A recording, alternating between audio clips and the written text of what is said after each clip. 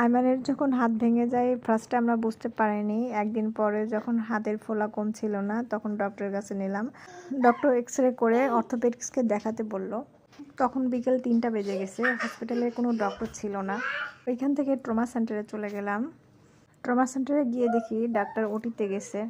প্রায় 1.5 ঘন্টা বসে থাকার পর ডাক্তার আসলো।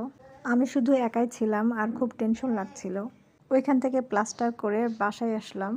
টেনশনে পড়ে গেলাম কিভাবে কি সামলাবো। সময় আমার বড় ছেলে মেয়ের ফাইনাল এক্সাম চলছিল। এদিকে আয়মান একদমই কোল থেকে নামছিল না, মুখটা সারাক্ষণ কাঁদো কাঁদো করেছিল। ওর হাতের অবস্থা দেখে ও নিজেও অনেক ভয় পাইছিল। কয়েকদিন পর আল্লাহ পাক সব কিছু সহজ করে দিল। আয়মান একা একা খেলতে শুরু করলো, মুভ করতে শুরু করলো।